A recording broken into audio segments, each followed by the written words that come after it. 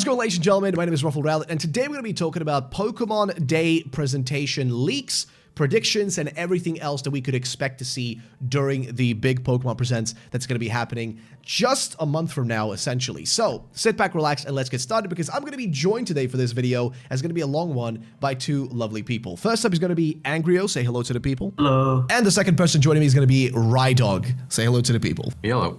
There we go. So these fellas are going to be joining me.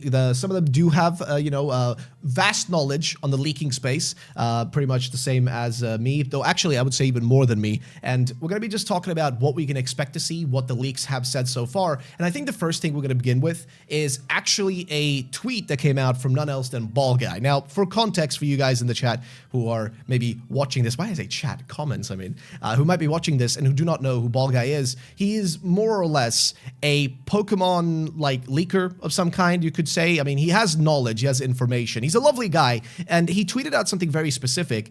Somebody asked him, Ball Guy, since we're a month away from reveal, could you drop a new hint? And the picture he sends is literally a picture of Pokemon Blue and Green version, which I don't know what that can mean, which is why I'm going to be asking you fellas, what do you think? So I'm going to be starting with Rydog. I want to know your thoughts, because I know you keep up with leaks, probably even more than I do, to be honest. But what is your thought process specifically on that tweet? I don't know if you've seen it or not, but I'd love to know what you think. Yeah, I've got it pulled up here.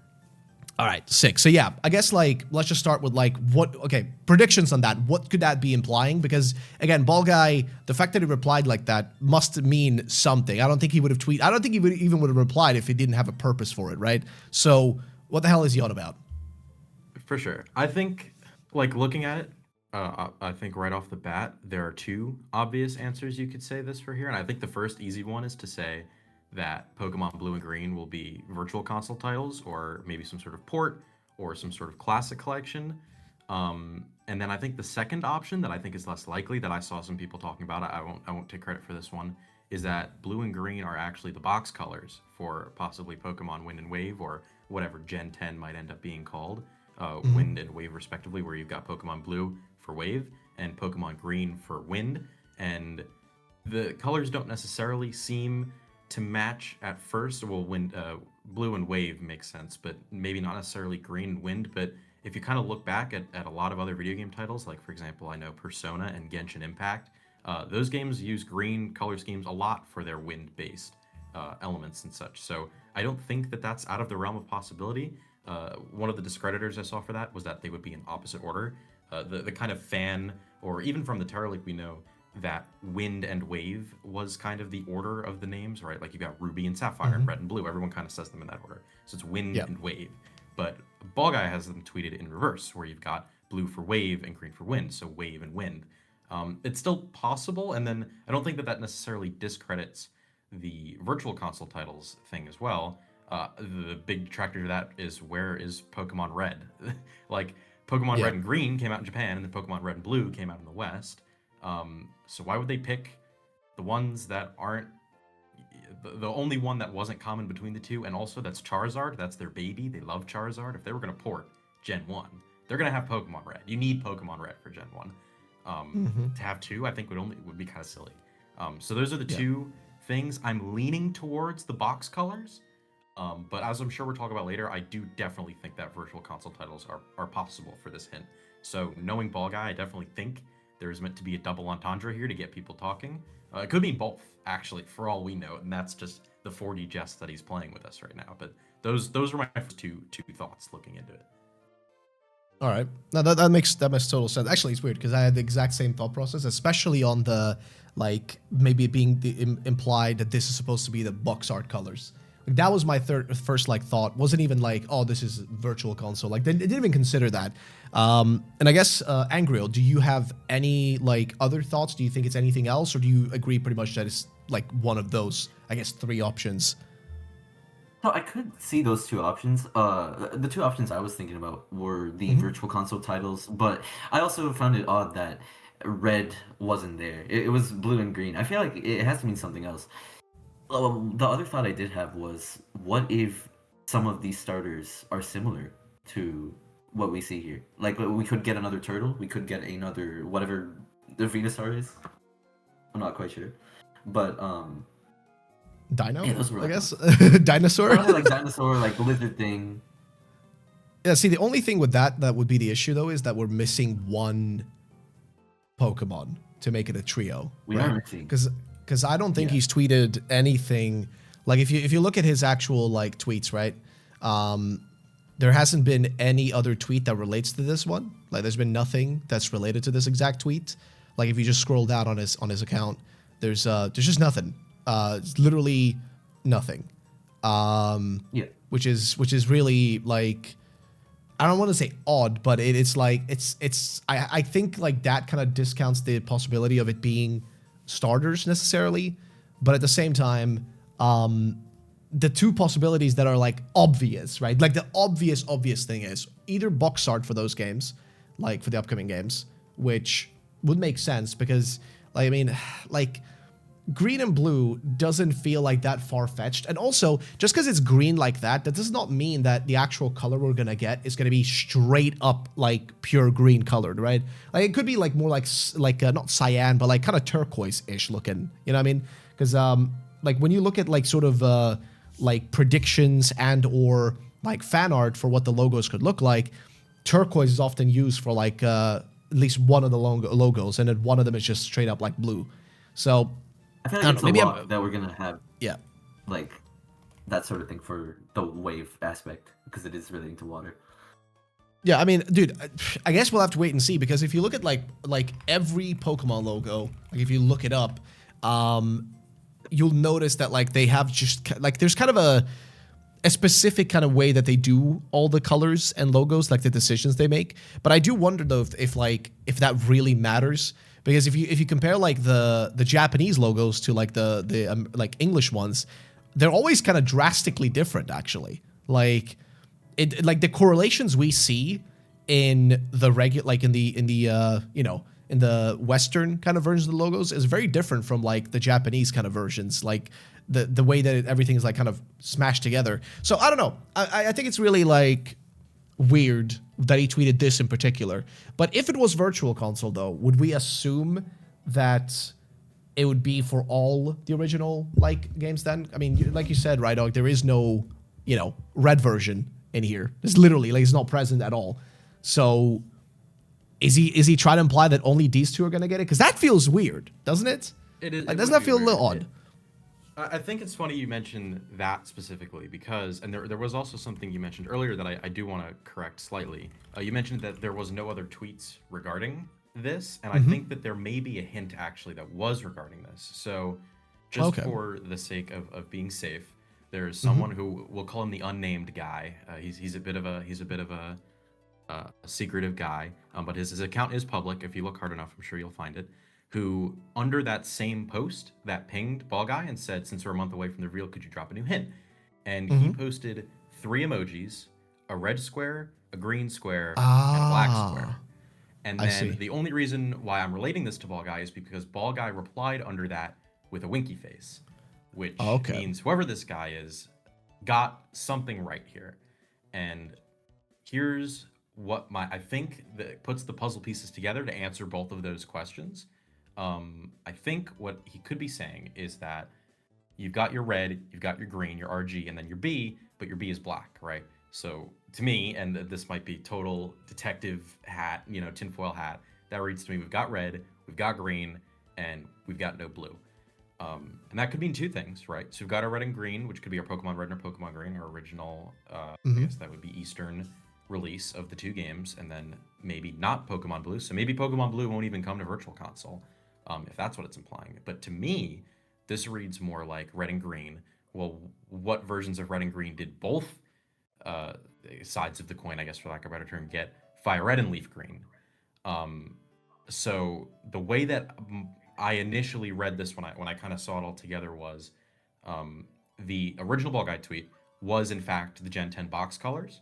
And then what this unnamed person is saying that Ball Guy replies with a winky face to in an unrelated hint, completely separate, is red and green would be coming to Virtual Console, whether that's regular red and green or, to me in this case, it makes more sense to me to be fire red and leaf green, because why wouldn't they just include blue?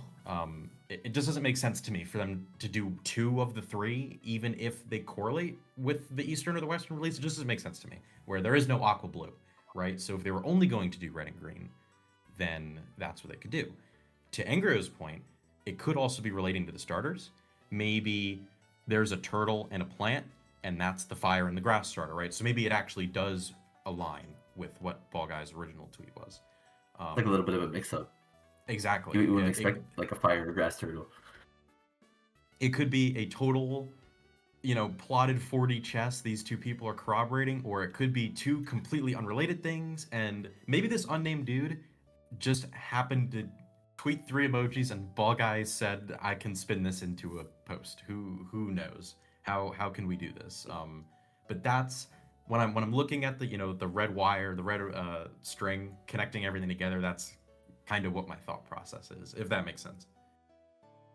That makes total sense, though. But dude, because now that you mention it, yeah, it's funny because I actually looked through the replies and I did see that tweet right as you started explaining it, as exactly what I noticed it. And I was like, oh, wait a minute, this is a bit odd.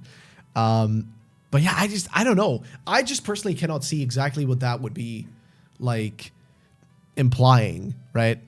Because like one thing you do make like a good point, which is that these 2 things may not be related, especially because like they are kind of 2 separate tweets if you think about it, right? Like one is a quote tweet by Ball Guy with those 2 pictures of blue and green, in reply to the guy who asked the question, like, we're 1 month away, drop some hints. But then the actual other dude just replied to that guy directly, not underneath Ball Guy's tweet, but under that guy's tweet. So I mean, again, I don't know what the relationship is between these 2. Like, I don't know what kind of connection Ball Guy has and this person. But it is a bit, I don't know. It's a bit sus, but also makes me wonder if like it's 2 separate things, right? Like you were saying, like that like the tweet from Ball Guy is literally about the box art, but what this other guy's saying could be something unrelated. But like, what would it be though? Like, what would it actually, what could it genuinely be? Because, like, you say fire red leaf green, potentially, right? But I'm just thinking, why fire red leaf green? Like, why that, of all things? It is like, a bit strange. I think that what makes the most sense for them to do is to do red, blue, green, yellow, all 4 of the originals. Yeah. But anything is really possible. Pokemon Day, the 30th anniversary, for all we know, there could be red, blue, green, yellow, gold, silver, crystal, ruby, sapphire, emerald, fire red leaf green, all the way up to the Game Boy, right? Because we have the Game Boy Virtual Console. Maybe we'll finally get, speaking of Virtual Console, Coliseum and XD. That's possible. Maybe even Pokemon Box. Who knows, right? They could do anything.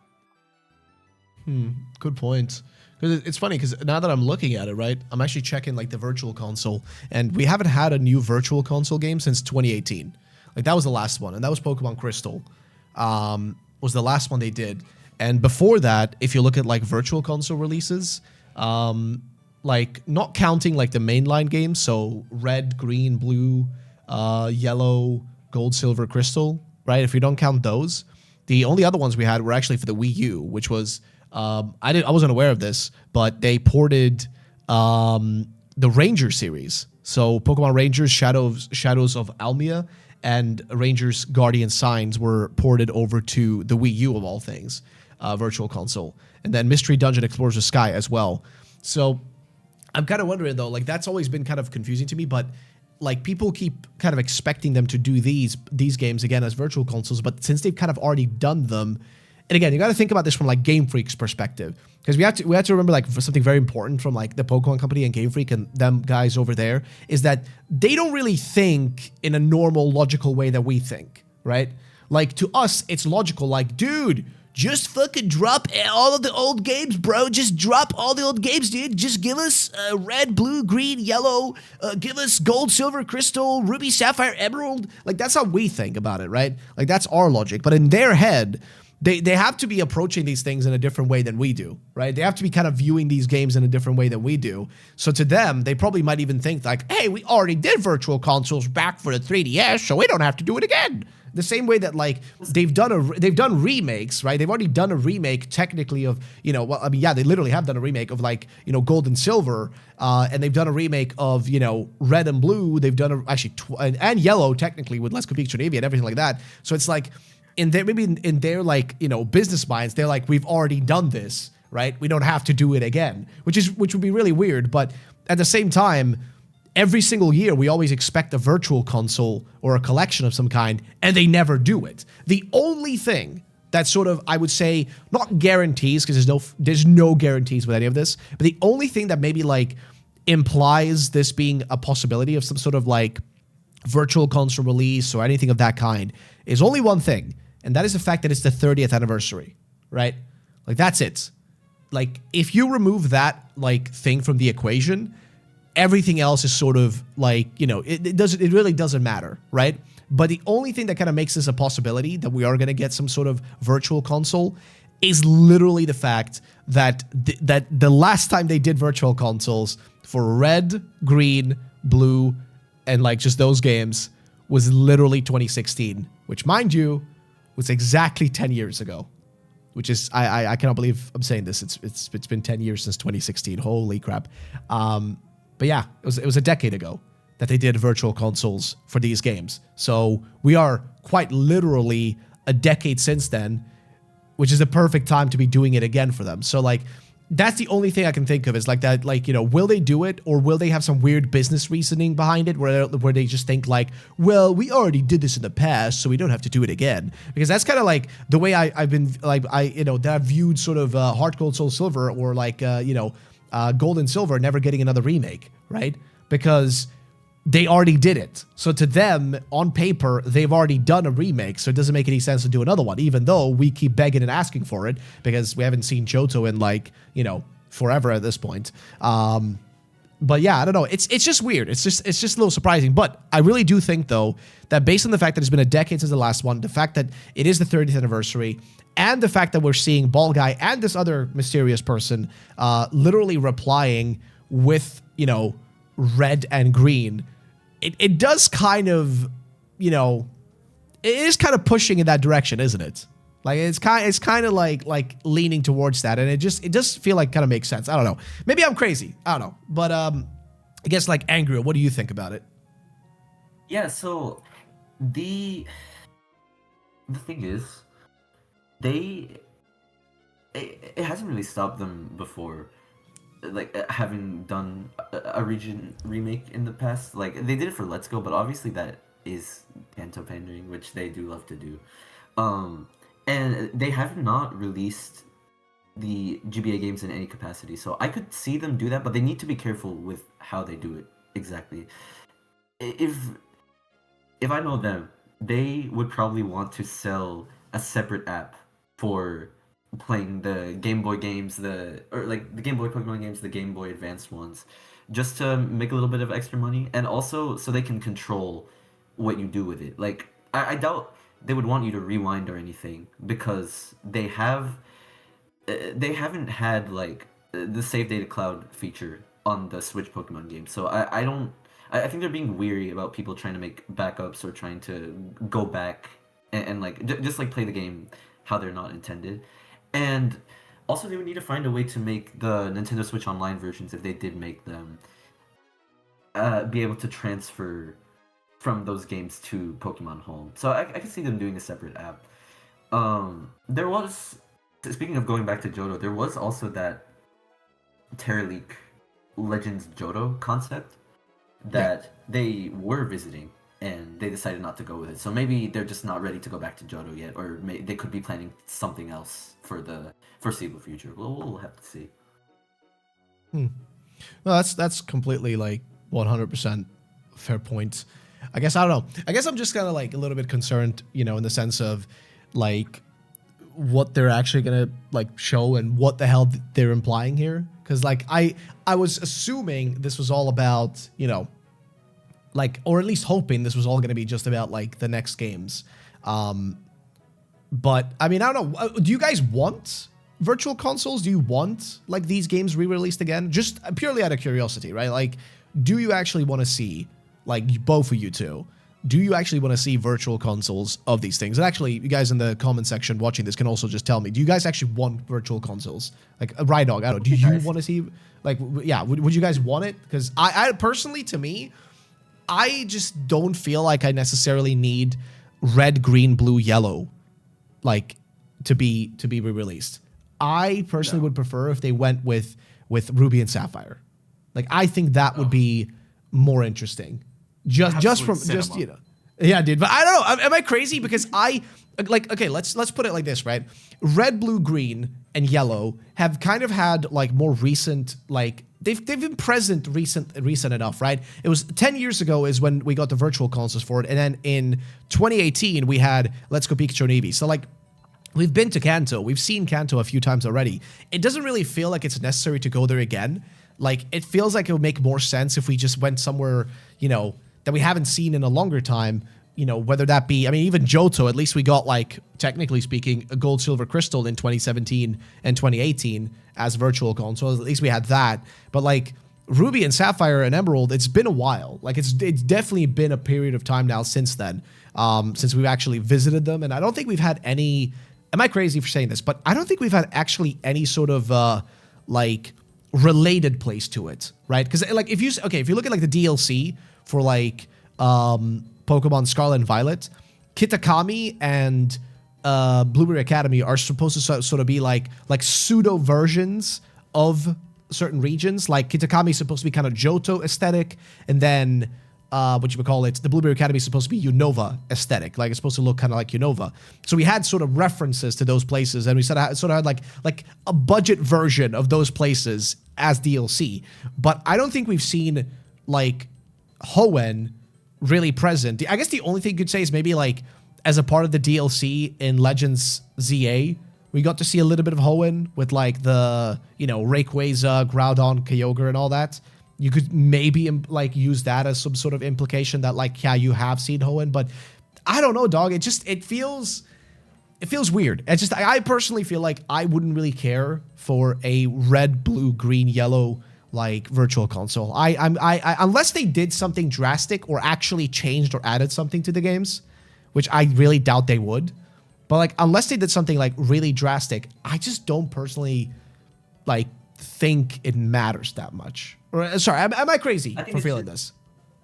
I think it's just nice to have them on modern platforms is the thing. Like, it's more accessible to people who don't necessarily want to emulate or like don't have the older consoles. It's just nice to have, and also to for modern transferability to Pokemon Home, because I think that was the main thing that enticed people about the virtual console ports on the 3DS. The fact that you could put Pokemon from like these old games in Pokemon Bank and have like the marks for them, and then you could transfer them up to the Switch. I think it's just nice all around for accessibility.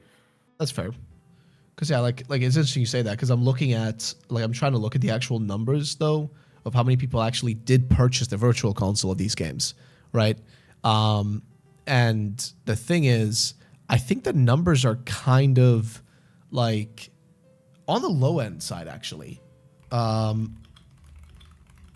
Like, I think they sold only about like what? Wait, let me see. I think I can get the exact numbers. Let's see. I'm gonna find this. While you're pulling that up, yeah, you did ask about Ruby and Sapphire, and I don't know if you knew this, but you are talking to the two biggest Hoenn fans on the planet right now, me and Angry. You are the Hoenn bros, and there's a third Hoenn bro, but you got 2 of 3 right now. So would we appreciate to see Ruby, Sapphire, Emerald on the virtual console? Absolutely. In every conceivable universe, yes.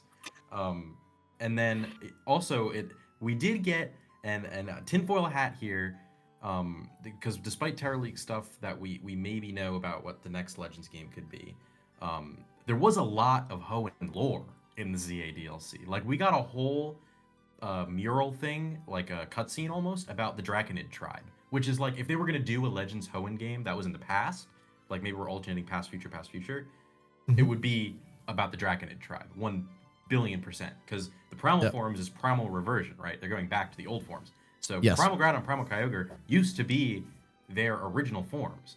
And I think that the easiest thing that they could do is give us a Primal Rayquaza. Easiest thing that they could possibly do is give us Primal Rayquaza.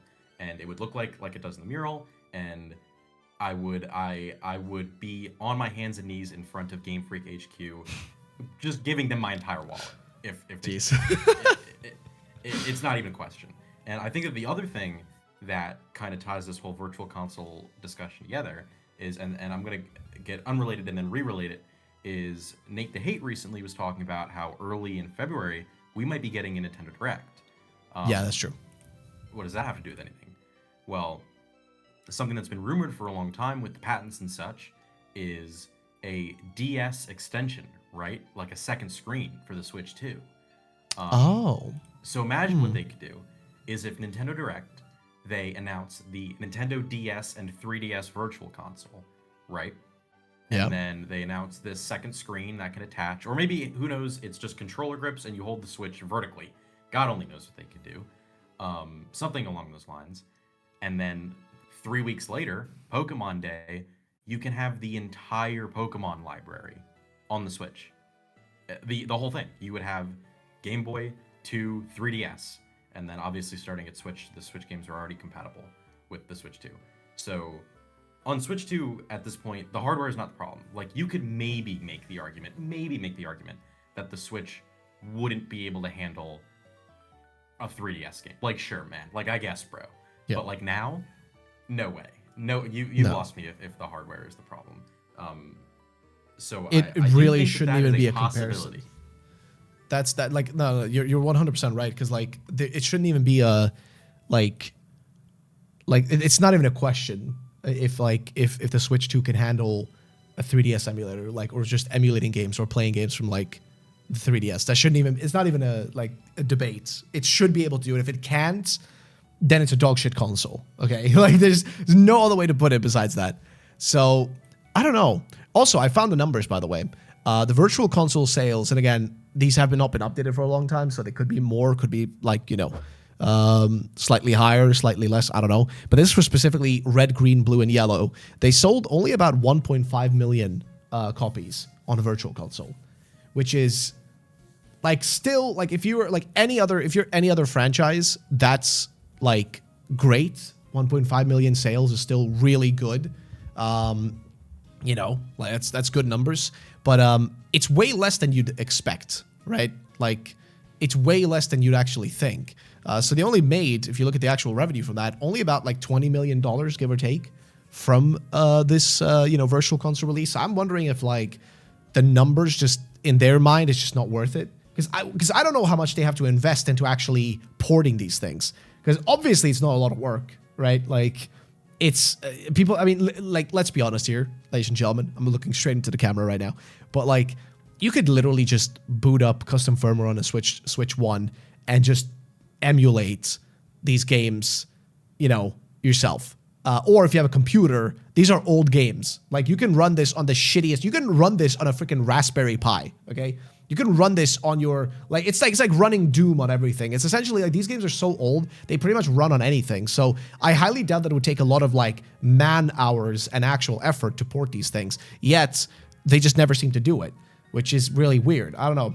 It's like I sometimes wonder if like Game Freak and or the Pokemon Company and or even Nintendo have this kind of weird like Disney mentality with like the like the Disney Vault thing, where like instead of like releasing something, they'll intentionally like hide it in their quote unquote vault and keep it away from like public viewing until they see fit when they want to again re-release something. Whether it's like a DVD or or collector's edition, whatever the hell it is, of any sort of thing, right? Whether it's Bambi or The Little Mermaid, doesn't really matter. But like I kind of wonder if like maybe they have the same kind of thing where they sort of like they value the product, the thing they have so much that to them it's like no. It needs to be very specific when we release this. Like it has to be very, very, very specific how we drop these things and how we release them and stuff. I don't know. Maybe I'm crazy, but I do feel like they are kind of like weird and very like really odd about how they sort of release these these collections and not really collections, but like virtual consoles. But I do think the sales numbers are kind of, to me at least, indicating that maybe they wouldn't want to do it purely from the numbers side of things. Like, it's like purely from numbers, right? From a numbers kind of point of view, it just doesn't look like it was worth it the first time around. But I don't know. Maybe I'm crazy. Maybe I'm crazy. I don't know, bro. I don't know. But I guess we can move on from virtual consoles and move on to something like actually different, which would be Gen 10. You guys have a lot to say on that, I'm pretty sure. So what topics could we do on Gen 10? I guess we could start with the number one thing. Do we all three of us, do we agree that it's going to be revealed on Pokemon Day? Yes. 100%. Yeah. Okay. So that's I'll leave a sock on camera if it isn't. Okay. Okay. Dude, damn, bro. I will say, okay, if you guys are doubting as viewers, first of all, for just context, because there's going to be a lot of people who are newer to Pokemon, who maybe might be younger and don't really understand what we mean when we say Generation 10 and all that. Basically, every time a new Pokemon generation comes out, it would be essentially the beginning of like the next thing, right? Games that are considered new gens would be games like Red, Blue, Gold, Silver, Ruby, Sapphire, Diamond, Pearl, Black and White, X and Y, Sun and Moon, Sword and Shield, Scarlet, Violet, and then whatever's going to come next, right? So, and everything that goes in between those games is part of that generation, right? So, as an example, Legends ZA is part of Generation 9. It's part of the generation of Scarlet and Violet, right? And then we are expecting to see a new generation now. Why? Because technically speaking, last year is when we were supposed to get a new gen, right? Like I think leaks have confirmed this too, if I'm not mistaken, right? That this the entirety of like ZA was kind of delayed, and even Gen 10 by proxy was delayed as well, if I'm not mistaken. I think Rydog, do you know that? Yeah, I would say, from what we can tell, right? The entirety of Pokemon's schedule kind of shifted to bend the will of Nintendo, because as far as we know from the Tower Leak information, the release of ZA was meant to coincide originally, or it wasn't originally meant to coincide with the release of the Switch 2. But I think this is something I don't know because my jurisdiction is only over Pokemon, or my knowledge base, I suppose. But I believe that the Switch 2 was also delayed internally. It was definitely meant to come out, or I should say definitely. It was, to my knowledge, meant to come out earlier. So it's possible that Legends ZA's release would have lined up with that, or maybe it wouldn't have, and maybe there would have been a Switch 2 special edition released later down the line, or even an upgrade pack, right? Like we saw with Breath of the Wild. You don't have to re-buy Breath of the Wild. You just spend, what is it, 10, 20 bucks, and get the new game, or get the Switch 2 version of the game, right? That's possible. But as far as we know, Legends ZA was supposed to come out 1 year earlier, and Nintendo said, or someone, maybe TPCI said it, or Game Freaks said it, someone in the circle said, it would probably be a really good idea if this launched much closer to the Switch 2's release date. And so the game got an extra year of development, which even at launch date, thank Christ, it got an extra year of development. That definitely did it wonders. To your point, the question is, did Gen 10 get delayed with it? And I don't believe that that's a question we have a definitive answer to. I would guess yes, just from the very, very little Tower Leak development timeline information we have about Gen 10.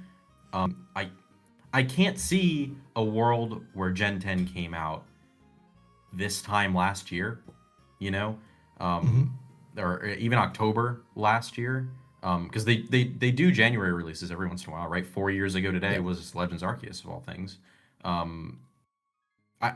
I just don't see a world where that's possible. So I would disagree that Gen 10 was also delayed. I think that it's on pace for where it's supposed to be, but I could be wrong, right? That's purely a speculative corroboration of information, as all of this is, but it's something that I'm less confident on because I'm sure Angiro can bring up a point where that may not necessarily be true, but just from what I'm thinking head on. Okay. And yeah, I guess, Angiro, what are your thoughts on that? So Gen 10, I feel like they were going to always coincide it with the 30th anniversary because they did the same thing for Sun and Moon. We have no idea what was going on in 2015. That was the 1 year that they decided not to release a Pokemon game because 2014 we had ORAS, and then we had to wait until 2016 for Sun and Moon. And that was clearly coinciding with the 30th anniversary. They had a lot of classic trainers that you could like fight in the battle tree. Red and Blue were there for Christ's sake. Like they wanted to do a lot of stuff with that game, and we could see something similar for Gen 10. And like to bring back Red Dog's point about the Switch being delayed, I believe it was as well, because one way we might have been able to tell is that the batteries didn't come out too great for the first batch of this.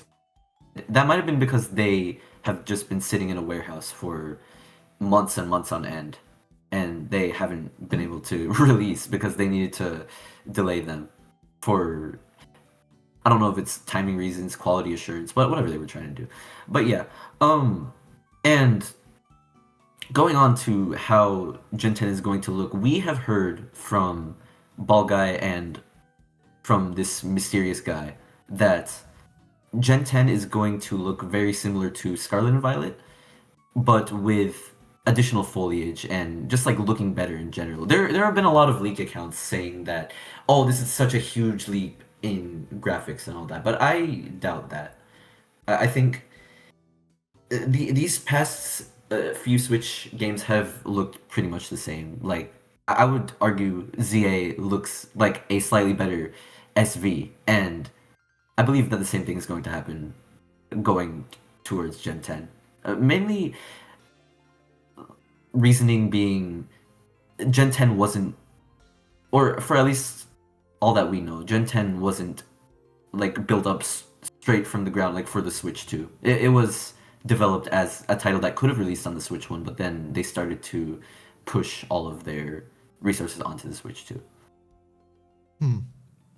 That's oh, that's fair. I mean, again, I didn't really keep up much with like the Switch 2, like with any of the leaks on it. I mean, I kept up with some of the stuff, but I wasn't aware of the whole like battery degradation thing potentially being a hint towards like them being delayed before shipping. It's actually kind of, I don't know, it's kind of interesting to like hear about that. As for the second thing, which is like Gen 10 and all that, I guess like I'll say this, right? Based on like some of the leaks in terms of like the way the game's gonna look, because you just said it, right? That like Ball Guy, at least, yeah, from his knowledge, it's Scarlet and Violet, but just slightly better, right? Which I don't know how to feel about that, to be honest, because I have seen some of the images, right? Like the most like well-known image is the one of like what's her name again? Nimona, I think. Like just standing in kind of like a jungle. And yeah, the concept art. Yes, exactly. Yeah, like standing in a jungle. It looks very lush and stuff, and there's like an Eevee behind her, a Charmander in the distance, or whatever. So like, that's like the image that I'm aware of. However, the thing is, I am pretty sure we had a similar image to this before Scarlet and Violet came out, like an actual leak for Scarlet and Violet, which kind of had like it was a similar thing where like they had a really like it was like a concept art or like a test image of some sort. Where it was like really like way better looking. It was like super lush and stuff.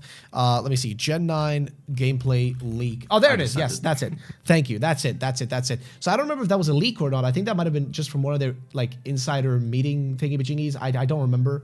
Oh no, it was from CDC. Yes, it's from like the fucking, what do you call it? Like the game developer like like a expo conference thingy. Yeah, a conference. Thank you. So yeah, and that's like, that was the thing. That kind of like, when I see that image and I see the one of Nimona, like, the concept art for Gen 10, it kind of looks very similar. Like, it not like similar as in like they're the same thing, but like in the sense of like, it looks like this is just them testing things, but this isn't what we're gonna get. Like, this ain't gonna be what we actually receive, right? Which, it really worries me about this game. Like, I have heard Bald guys say things like, just imply that like it's gonna be hype. Like I think in the past, at least when he's like tweeted stuff and or said stuff in places, he kind of implied that like it's absolute cinema, right? At least that's kind of the way he was leaning towards. But with more recent tweets, especially about the visuals, it seems like he's very much pointing in the opposite direction now, which makes me a bit worried about the original thoughts on it, the game being kind of like, peak, right? Like, I get a little concerned. And then on top of that, we do have like a lot of like I don't know if we want to call them leaks necessarily, but we have a lot of like indications from the Terra leak and from other things that like it's not necessarily gonna be like that like different. you know, from like Scarlet and Violet. So like, I don't know. Personally, I'm just a little worried, to be honest. Like, I'm just a little worried that like that this is just gonna be another like Gen 9, and it's not gonna be a massive leap or anything, which is really ridiculous if you think about it, given the fact that this is, you know, now there is no excuses for hardware anymore, right? Like if you can run Cyberpunk on a Switch 2, you should be able to run any Pokemon game on it without any hassle or issues, right?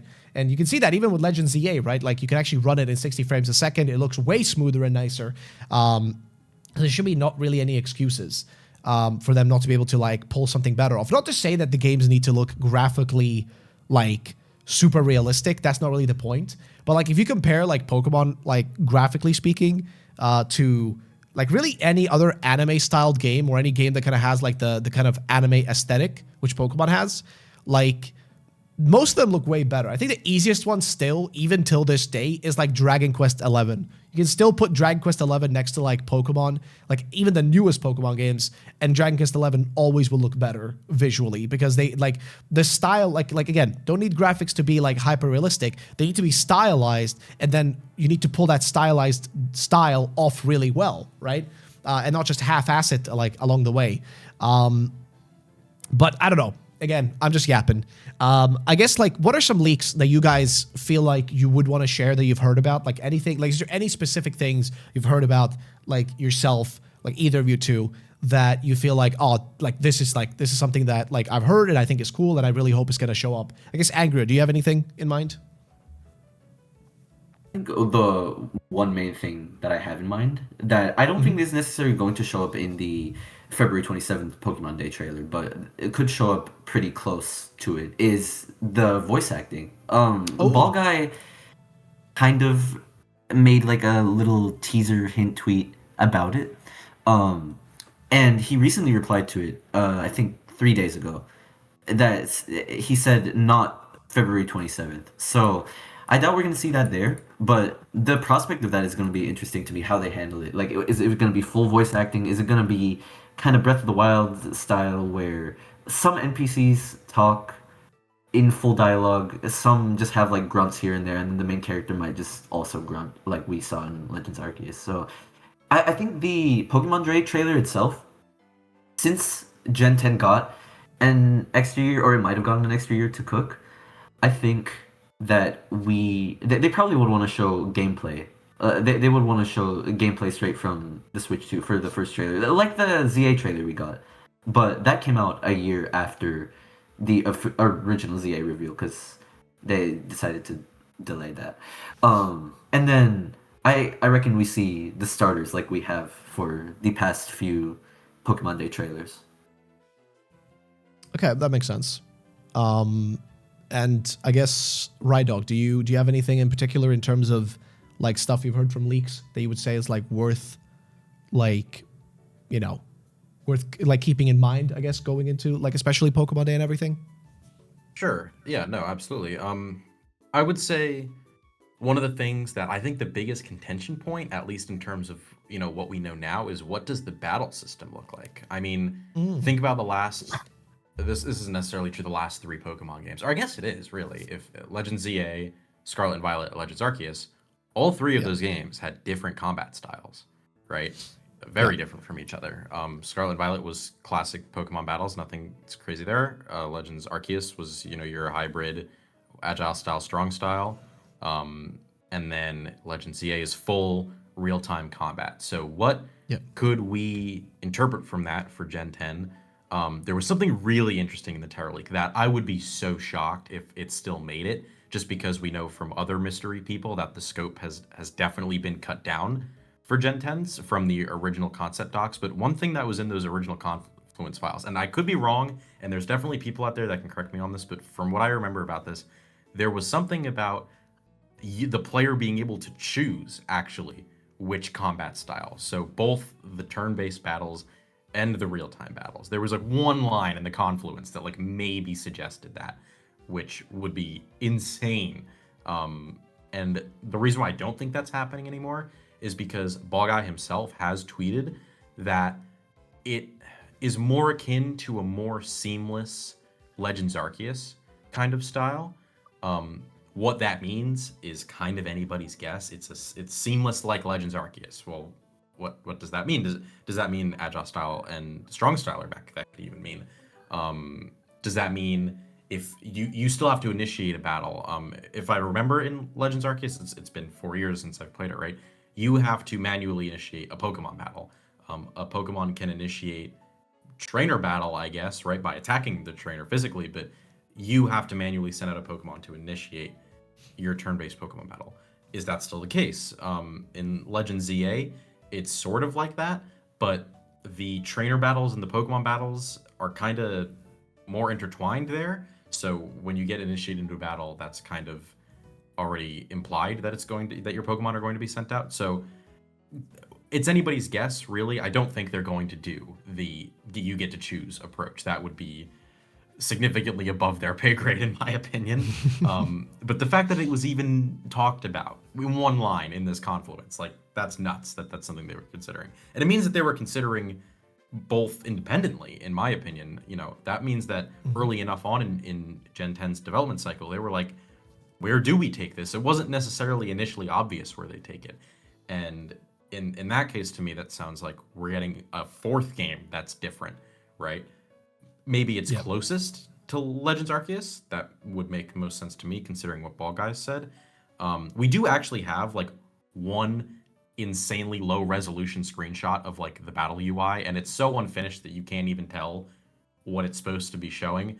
But it notably does not look like Legends ZA's. I would probably rule out real-time battles again, which is unfortunate because that's personally where I think the series should go. So I would rule out full real-time entirely. I don't think it's going to be that. I would expect something Legends Arceus like. I trust Ball Guy. I think that if he wasn't confident in that, he wouldn't say it. So that's kind of where my mind is at right now in terms of the battle style. Yeah.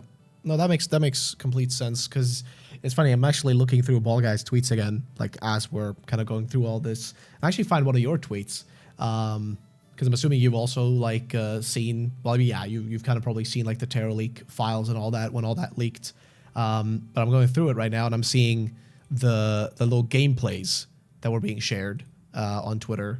Like, I don't really know if gameplay is the right way to put it, but like, just some of the like I can comment on it. I don't know which one specifically you're talking about. Yeah, I left a like on it right now so you can see it. Okay, it's just the one showing some of the visuals, right? Like, just like some testing, I guess, of visuals and everything. Like the waves and the water and how that functions. Oh, the environment tests. I see. Yes, yeah. So like I'm looking at that, and like, it's kind of like interesting to me, right? Seeing this, because I'm looking at this and I'm like, okay, like I can see what they're like, at least like I can kind of see the vision for how this game is gonna kind of look like already, right? Which is a good indication, okay? Like just looking at this, even here, like when you see like Dondozo underwater and everything, right? Like man's just chilling, but like the way it looks underwater, like it just looks good. Like I have a weird feeling that this game isn't gonna be like this massive leap, right? This gigantic mega leap of massive proportions, right? Don't expect that. But based on what you're saying, at least like in terms of what Ball Guy said, right? If we're gonna go like, and I know I'm like kind of steering into graphics as opposed to like the gameplay you were talking about, but like, just based on what he's saying, based on what we've seen from the little preview, little snacks from like these Terra leaks, it does kind of bode well. But at the same time, what you're saying about like the combat, all the leaks so far that I've seen, and I'm looking through them right now, anything to do with the combat and stuff, like nothing really, like, I don't know, it doesn't indicate much at this point, does it? Right? Like there's not really a lot there that we don't already kind of, how would you put it? Like, that we haven't already seen before, right? Like it looks very much like similar to like I don't know. Like I'm looking at some of the images right now, and like the one I see, it's like a really small image with like a city in the background, and all you have is sort of like your 6 Pokemon in a party box underneath, and that's about it. Like that's the only image I can see with anything, and I don't know if that really implies or necessarily means anything, but like the way that it was described, the same way you described it, right, is supposed to be kind of, again, a hybrid of other or different systems, right? Like, I a combination of multiple, like a little Legends Arceus, a little Scarlet and Violet, a little like maybe not ZA, but kind of a combo of the last like 3 games, correct? Or am I mistaken on that? Like would I be wrong for assuming that? Because I don't know. Maybe I'm crazy. But I don't know. It's like, again, just based on images, I can't really tell what it's gonna look like. But yeah, I don't know. Like, am I wrong, right, Dog? Or like, no, like... I wouldn't say you're wrong.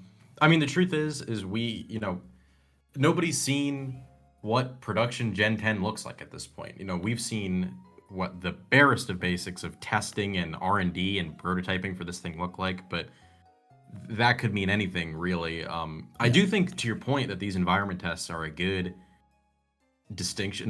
like a good base point, maybe. I don't remember which person tweeted it. It was either Ball Guy or one of the mystery people. But one of the people said, and I believe they even shared a screenshot of new Pokemon Snap and said, this is a pretty decent visual target to, base it off of. Yeah, it was Ball Guy. It was Ball Guy who specifically said that. It was Ball Guy? Okay. Yeah. Again, my leaker's mixed up. But yeah, I would say that, again, that's fair. I trust Ball Guy's word when it comes to stuff like that. And just, I think that's where it makes sense for the series to go, right? I mean, look at new Pokemon Snap and then look at Scarlet Violet. New Pokemon Snap looks like a slightly better Scarlet and Violet. That's what the people have been saying, right? I mean, Mystery Man A that we were talking about earlier with the 3 emojis was talking about how it's just Scarlet and Violet with more foliage. And I think that's a very important distinction to make, is the foliage, is because you look at this Nemona screenshot, look at the vegetation here. It's ridiculous. This is like overgrown forest. And what I think is also important to consider with the vegetation, and this is something we know from the Terra Leak and from the Game Freak just existing, is and one thing that I didn't even think would come up in a Pokemon discussion, well, I guess it would, is Beast of Reincarnation. Actually, things, the completely Nintendo independent game, the foliage in there is like a big deal. Like they were all happy to talk about their procedural foliage system.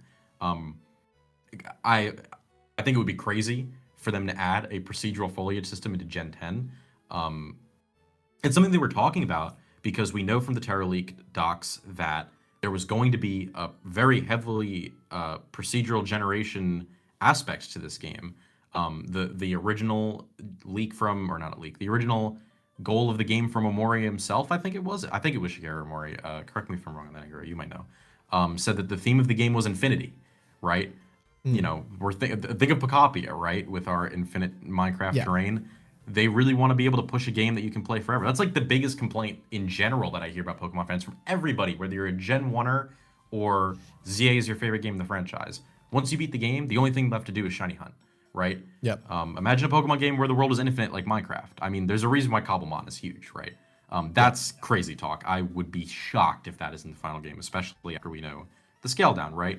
But in specifically one of the docs, it does say that Gaia, right, the code name Gen 10, is a mix of a bunch of current R&D projects at Game Freak, and one of the aspects that they wanted to take from Beast of Reincarnation was some sort of procedural generation, whether that's the plants or the environment or even the Pokemon that you're granted at the beginning of the game. One of the documents said is you get a Pokemon at the beginning of the game that forms based on its environment, how you raise it. And what that sounds to me like, and this is perfect, is the Chow Garden, right? You get this Chow that as it grows up, it looks different based on what stats you give it. What does that sound like to me? That's EVs right there. You've just made a Pokemon that evolves based on EVs. Not the EV Pokemon, but effort values, right? Yeah. Right? I mean, how perfect of a concept is that? A Pokemon that changes shape based on how you raise it. There's already a system in place for that. It would be silly for them to not capitalize on it. Good points. I think that that's a good route for them to take it. But that's kind of what, we, as in me and Angrio and all the other Terra Leak people do, is we have this Terra Leak info that's from what, 2, 3, 4 years ago? We just got to make it very fit with subject what to we got change. now. Yeah. Very subject to change, and adding on to that, imagine the possibilities for a multiplayer mode. if you have these procedural worlds, maybe you could visit other people's islands and you could like do quests on them with each other. I feel like the past few games they've been leaning more and more toward adding more co-op features. Like Scarlet and Violet, you could go into the Union Room and just traverse the whole map with your friends. ZA, you had the whole ZA Royale thing. So I'm hoping for a very fleshed out online multiplayer experience because that is definitely the main way I would be playing this game. That makes total sense. Like, it's funny you say that because my biggest worry is that, like, outside of the multiplayer, right? Like, we do know that Pokemon Champions is coming as well this year, right? So we know that's literally on the horizon sometime very soon. It might even shadow drop on Pokemon Day, who knows? But, like, we know that's on the horizon, but I'm kind of worried, like, will we still have, like, the usual competitive play in these games, like not like competitive as in VGC, but like will there still be Wi-Fi battling, or will they replace that with some sort of multiplayer feature where you can just kind of hang out with your friends in the actual like world? And if stuff is procedurally generated, like I'm wondering if they're gonna use like whatever like went into something like Pokopia, right? With like actually having like hypothetically speaking, let's say we like if in the game certain islands get randomly or like just generated, like the game generates an island and that island has different foliage, different look, and every person's like is different. Then when you invite a friend, their version of that same island could be completely different. You get to kind of play with each other, and that's where the multiplayer part comes in, where you can actually battle each other, but like it removes the competitive aspect of it, right? So you're not going into like a, like usually in like Scarlet and Violet or really any game, like you always go into like the battle screen, you set up your team and stuff. What if they just made that like way more casual? Right? Like it was just way more casual, like, hey, we just meet up in the game, let's have a battle. Same way you would have a battle in like, like you said, like Cobblemon or like Pixelmon or something, right? In Minecraft. Like the same way you can just literally you meet a person, you're just like, yeah, you want to battle? Or slash, battle or fight, whatever, insert name. Obviously they wouldn't do it like that in here, but like in a sense of like they could easily like remove the competitive aspect and kind of almost force people into going and playing Pokemon Champions, but still keeping a multiplayer aspect in these games, which would also, by the way, require them to do way less, which I think is a massive thing they have to deal with constantly, balancing, right? Like, they have to do so much balancing with these games. So much work just to balance out, like, Pokemon with stats and da-da-da-da-da and all these kind of things. What if that just wasn't an issue? Like, what if they just didn't have to care about that? Like, I honestly feel like that would be the ideal thing here, where they just like you said, like some sort of multiplayer mode. You get to just run around, like, just, I don't know, just play with your friends, have fun. It could be randomly generated islands where you specifically get to hang out. Again, I just worry one big thing is that like, and this is a big issue with Game Freak, and you can correct me if I'm wrong on this, but this is just the way I felt as somebody who's covered this franchise for way too long at this point. But like they always do this thing of like one step forward, two steps back, where I worry that what they're going to do is they're going to introduce this like random generation, right, of these islands and whatever. They're going to have better looking graphics and foliage and stuff. That's great. But then there's not going to be anything to actually do in these places. That's kind of my worry, right? Like, and a good example of that would be Scarlet and Violet's. Because in Scarlet and Violet, what you have is, we for a long time, I think a lot of people wanted for the longest time for them to add the ability to sort of go into an open world, right? Like we got to see like kind of a preview of that with, the wild areas in Pokemon, what do you call it? Pokemon Sword and Shield. We got to see a preview of that. And then we also in Pokemon Sword and Shield got to see a preview of like a fully open zone with the Isle of Armor and the Crown Tundra, right? Got to see kind of like what would feel like if you had full freedom, quote unquote. I say quote unquote because it wasn't really fully free. You still couldn't go exactly everywhere you wanted. Certain things were always kind of a little bit blocked off, but I digress. And then they fully committed to like an open world, but then something had to disappear, right? They always had to get rid of something, which was, you kind of lost the more focused design that you had in like the Crown Tundra or the Isle of Armor. Like every place in those DLCs, maybe not as much in Isle of Armor, but definitely in Crown Tundra, every location kind of had a purpose, right? Like every spot in that like DLC kind of had a purpose for it, right? You had a reason to go to find a specific Pokemon, whatever else. Whereas in Scarlet and Violet, now you have a much larger open world. You had way more freedom, quote unquote, but there was so much open space that just didn't serve a purpose. It's just kind of there. You know what I mean? And I'm kind of worried that here, they're going to kind of like give you that feeling of like, oh my God, I have full freedom. I have like, and the world looks great. And there's like random generation, so there's replayability. But what you actually get to replay isn't really valuable, if that makes sense. Like there's no purpose behind what you do. So I'm just kind of like wondering, has there been anything? And this is, again, you guys may know better because I haven't kept up as much with the Terra League stuff. Like as in, I haven't looked as deep into it, and I don't have any sources in regards to this. So do you guys know anything about, like, has anybody spoken about what you actually get to do in the game? Besides the obvious, right, which is defeat gyms and yada, yada, yada, right? Like, that's the basic thing we always do. But, like, do we know anything about, like, what do you actually do in the game besides the main story and, like, defeating gyms and you know, the usual plot-related stuff that's always going to be there? Like, what do we know beyond that? Like, what is there to do outside of just that? Is there the same kind of, like, monotonous quests that you had in Legends ZA, or is there actually like quests with purpose, or like what is there to do besides like the obvious stuff? Like, do we have any knowledge on that? It seems like it's gonna take inspiration a little bit from Scarlet and Violet, in which you had like the gyms, the Titans, and then the evil team stuff. All right. It seems like that. The map itself, we have seen a like pretty full picture of, and it looks huge. Mm-hmm. Like, but yeah. I understand, like, I get your concern that there's gonna be a whole lot of nothing to do with this much land. It might be the things that you can do probably are gonna be a little more concentrated in the islands. It's not like it's like a huge, just kind of flat plain like Paldea was.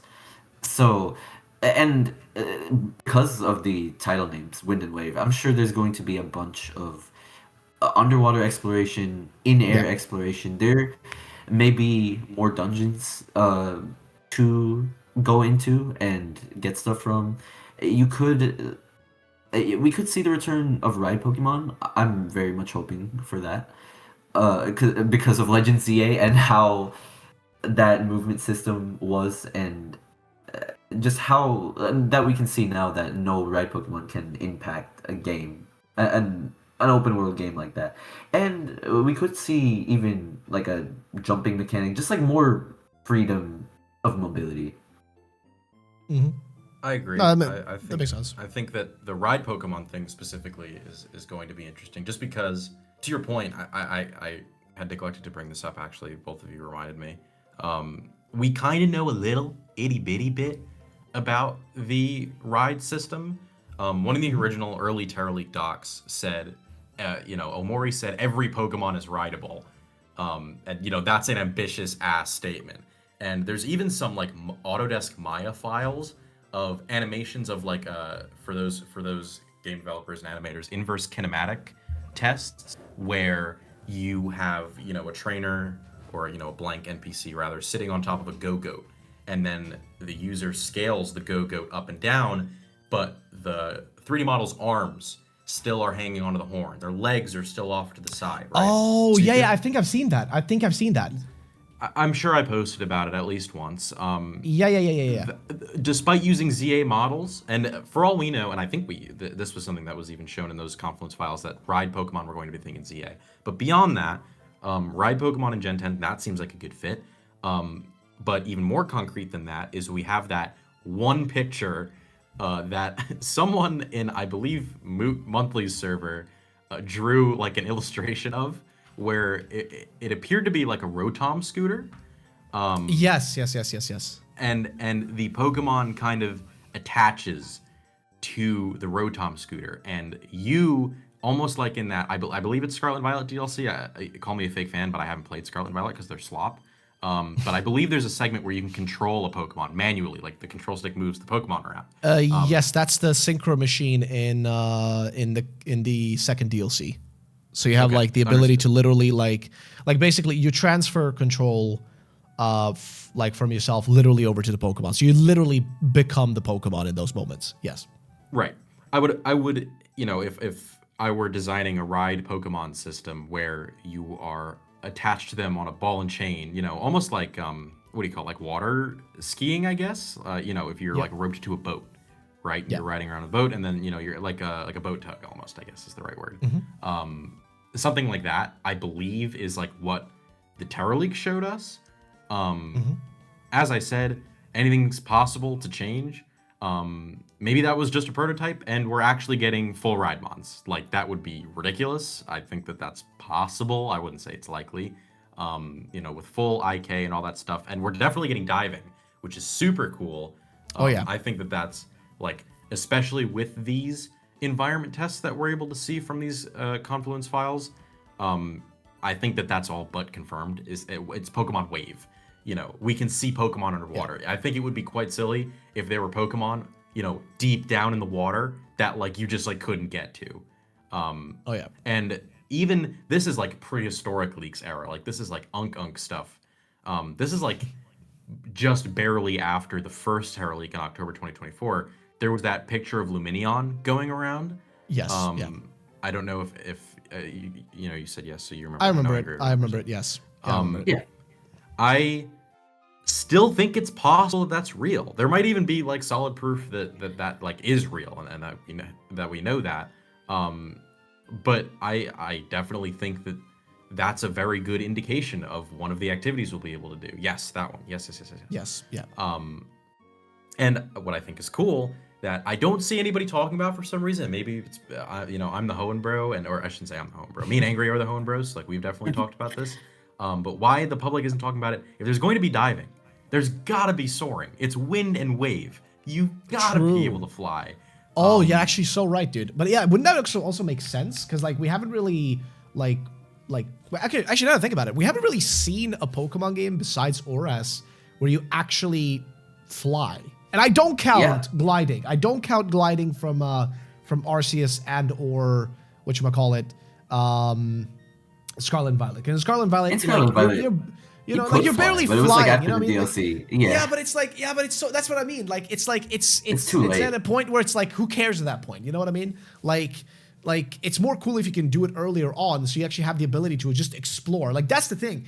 If they want to give a game with full freedom, they need full freedom. But yeah, it's my bad for interrupting, by the way. Just wanted to bring that up. But yeah, go on. I mean, basically, beyond the fact that I think that that's a thing that's likely or I shouldn't say likely. I think it's possible.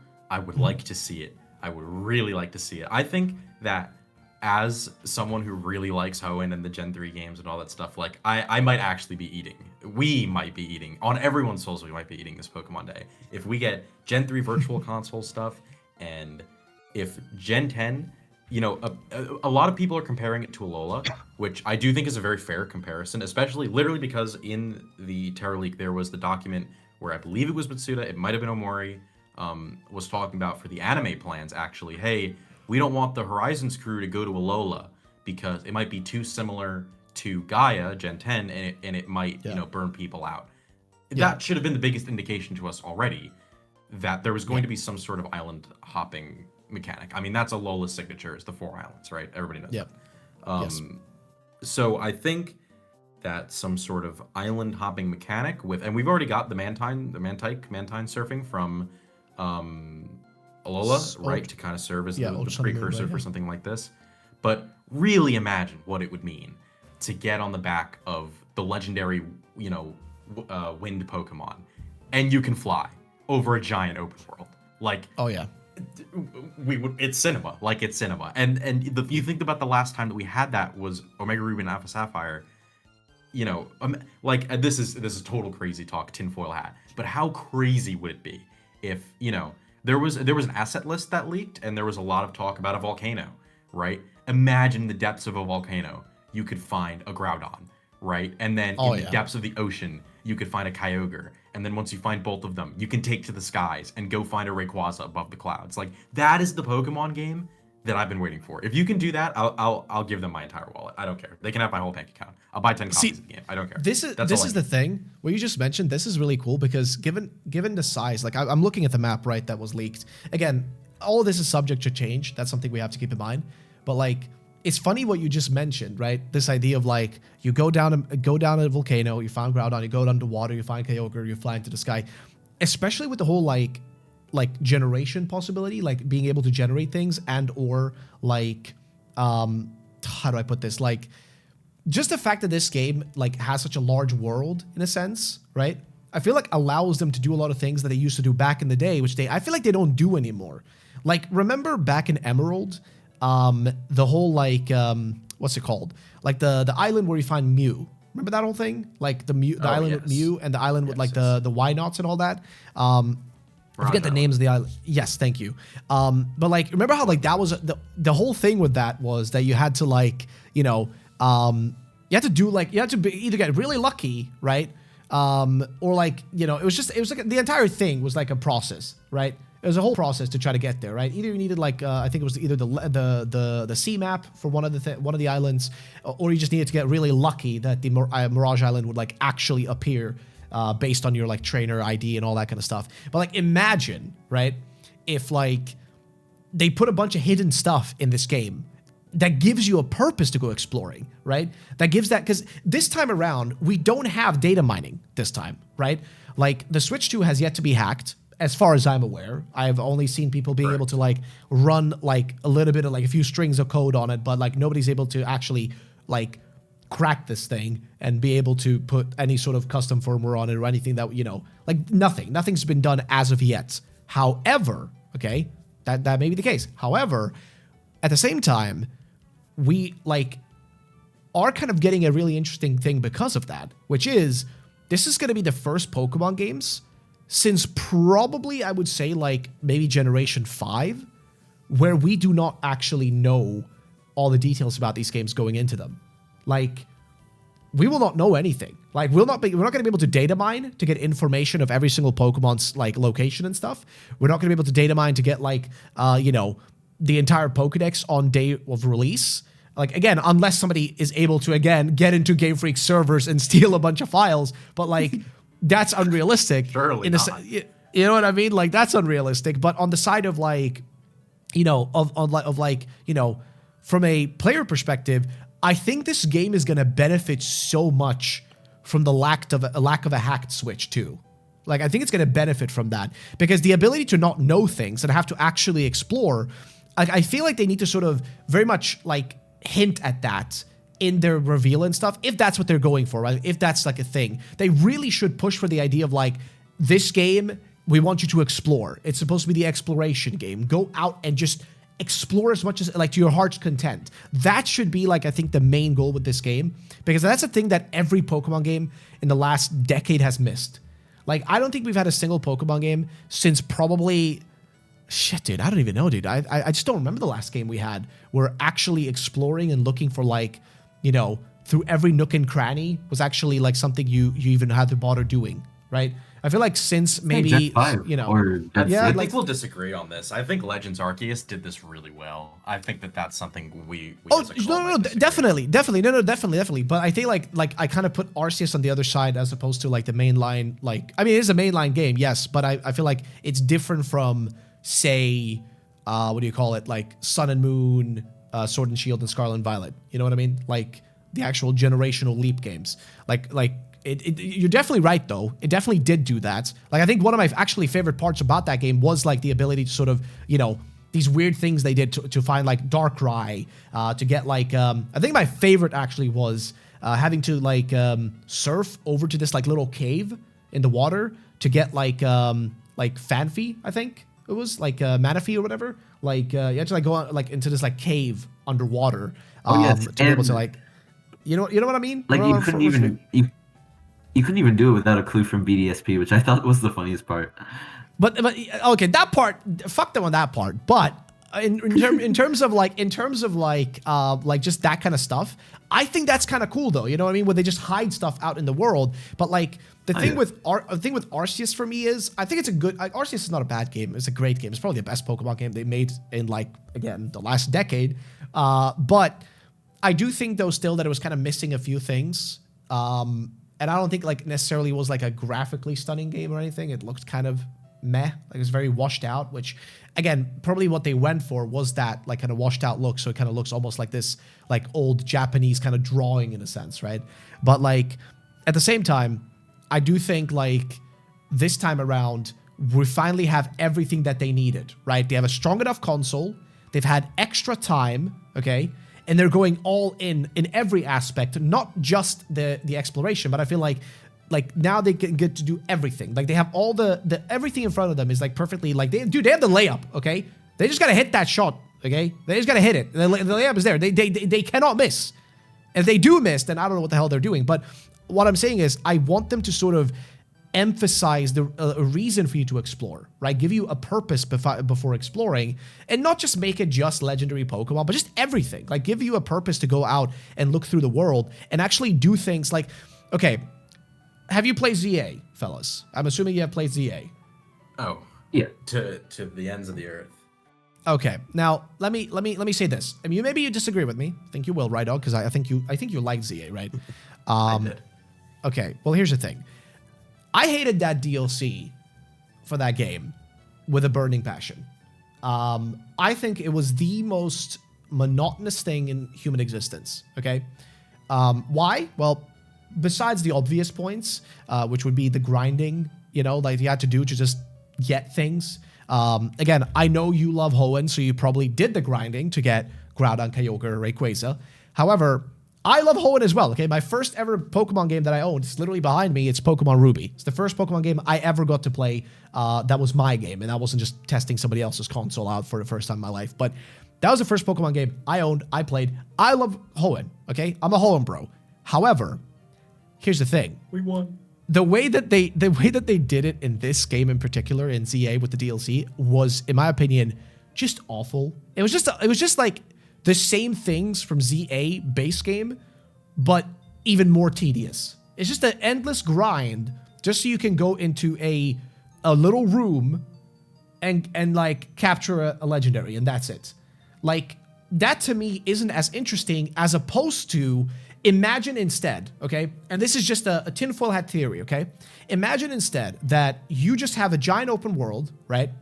And you're just messing about, right? Okay, you're like, okay, I've got to do a gym battle, or I don't know. I think they're going to be like, isn't there going to be totems in this game? There's not going to be like, it's going to be more like Alola with like, not captains, but like totem Pokemon or something like that. I forget like the exact like thing, like Majins, right? Isn't that the name? Or like kind of like a Mine's the name of the gimmick. There was like an asset Right. list leak with something relating to Totem-esque. It was like the same Japanese name, but like the name is kind of broad. Yeah. With certain types. But mine is the name of Right. the gimmick, not necessarily Totems. Okay, yeah, but I just know that there's like some kind of like I know that that's the gimmick, but I do know that there's supposed to be some kind of like Titan bosses, like, you know, like kind of same shit we had in Scarlet and Violet, right? Some sort of like boss Pokemon, totem Pokemon you're supposed to take down. So imagine like this: you're out there exploring. You're like, okay, I'm gonna take down the next like, you know, totem, which is in this area. But you also decide, you know what, I'm gonna go diving a little bit because I just want to explore the underwater, right, of this place. Imagine you're diving underwater and you just find, like, underwater, you just see a giant, like, not statue, but like a monolith of some kind. And on it, right, it looks like there's a door. And on that door, there is Braille. See where I'm going with this? Ooh. You see that Braille and you're like, My oh Hoenn shit. senses are tingling. Oh, you're like, oh shit, dog. What is this, dog? And like, but you found that on your own. You know what I mean? There wasn't like that's one thing with Pokemon is like, there's always a giant waypoint that's telling you where to go, right? Even like there's constantly, you're honestly constantly being told, go here, go here, go here. There's so much hand holding. But imagine if you actually had the ability to just, and the thing is, right? From a YouTuber perspective, from a content creator perspective, that shit would suck because having a waypoint is so much easier because that makes it easier for me to make guide videos and things of that nature. But from a player perspective, I think it gives you much more agency, right? It gives you way more of like that feeling that you discovered it, right? The game didn't tell you to go there. The game didn't tell you to go there or do anything or to like look up this place or give you a waypoint, or you didn't talk to an NPC and they said, oh, hey, yeah, man, there's this underground sketchy cave monolith that I have a suspicion is related to this legendary Pokemon called Regice. You should definitely check that out. I'll mark it on the map for you. Like, no, I don't want that. What I would prefer is just some dudes like, yeah, I've heard stories that like, like the western part of, next to island, I don't know, whatever name, let's call it Cuckoo Island. Next to Cuckoo Island, there is rumors of a mysterious Pokemon that used to freeze over the entire ocean, but many years ago it disappeared. And then like that's all you have. Y'all, you just heard that. That's all you've gotten. Just a little bit of information. And now what you got to do is, brother, go out there and look for it yourself. You don't even know what he's referring to. He just gives you a vague position. Now go out there and explore.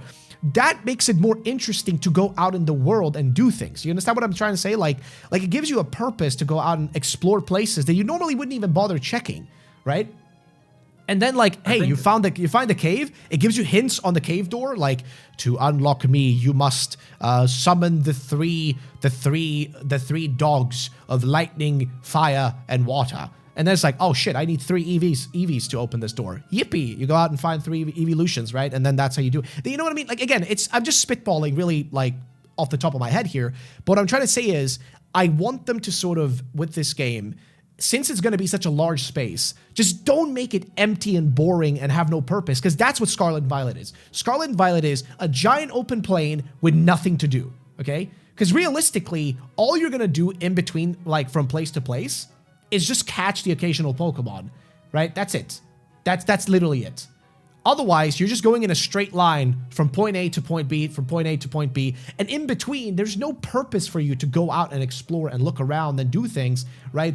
And it isn't helped by the fact that the game kind of looks plain, right? There isn't really any, like, areas that look... I think, like, the closest thing to, like, an actual proper, like, forest would be, like, the area where you battle, like, the... like Team Star, like I forget what his name is. The guy who's like on the poison, has a poison team from Team Star. And the bamboo area? Yeah. And then the other one is the Team Star. I think it's like the girl. I think it's a Team Star member. I think. Yeah. Like those areas. Those are the only place I can think of where it's like a forest. But even there, it doesn't really feel like a forest. It just feels like they just went in and just used the same static tree, like, and just kind of like pressed anywhere just to fill it up enough. You know what I mean? But like, you know what I also feel like doesn't help? Yeah. The fact that in that game, like you're going from gym to gym or like trial to trial, and the only thing that you can do is catch Pokemon, and there isn't really a reason to do the trainer battles. Like you can go through that whole game without doing any of the optional trainer battles, because your Pokemon level up so much anyway whenever you're catching, and also there is the raid mechanic, so you can just get EXP candy for free pretty much. Yeah, but imagine if they gave you an actual, like, and this is the issue, right? Is like, imagine if everything had an actual purpose, right? Imagine if defeating a trainer in a battle, and not in the forced kind of way where it's like, hey, I have a quest for you, and the quest is fight me. Like the story. Yeah, so fun. Battles, yeah, like, but imagine like if instead it was like, you know, oh, you encounter this dude, you fight him, and he gives you knowledge about something. He doesn't give you a waypoint, doesn't tell you, go here, this is exactly where you gotta go, this is the exact point of the map, baby. But like, imagine if instead, they just kind of like, he's like, hey, I'll draw a circle around the area where I heard there's like a rare Pokemon. Or, hey man, like, you know, you beat me, that's pretty cool. You know what, I'm gonna share something with you, or something.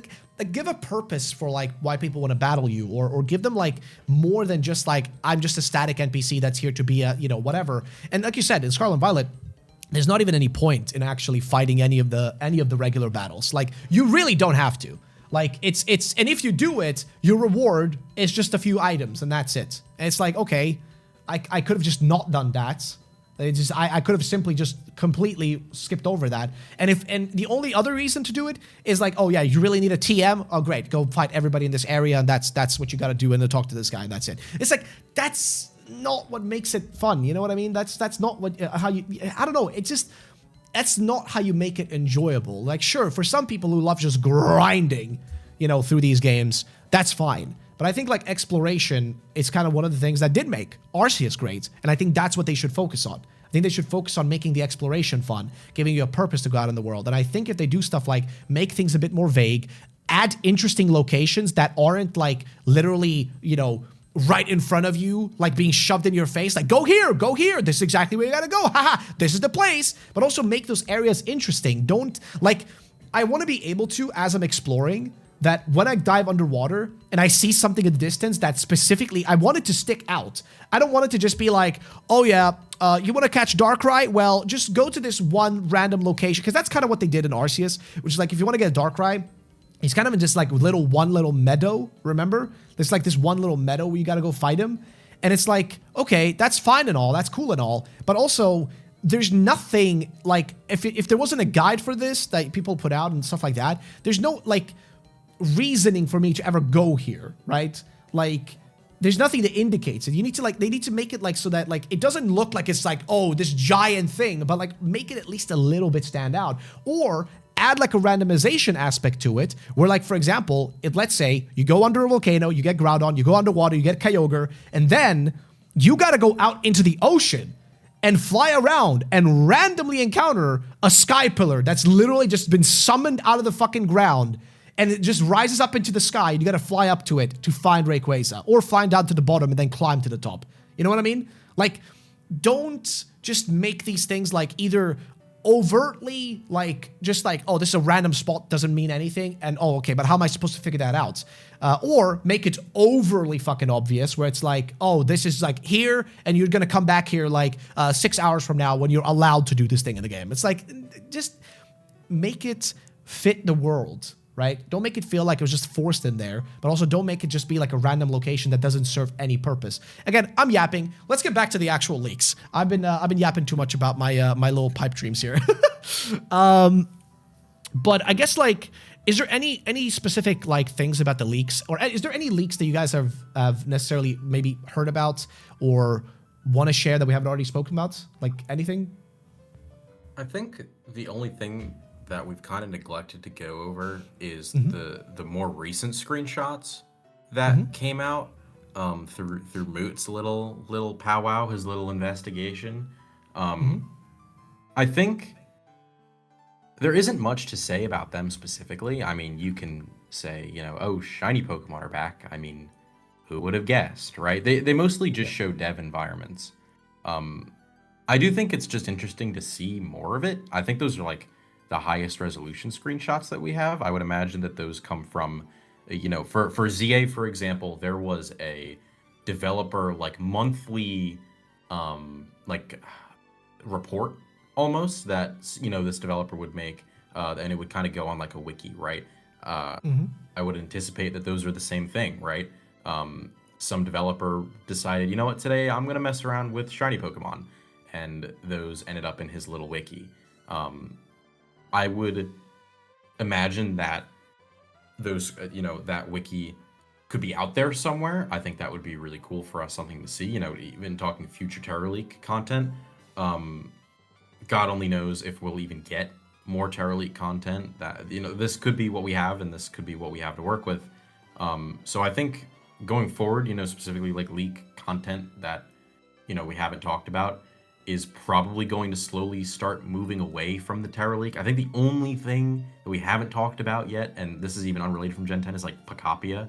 And here I am, you know, sticking my nose where it doesn't belong, right? And just like with the prototype on Twitter that kind of caused a shitstorm minorly. Oh yeah, right. I forgot about Centro.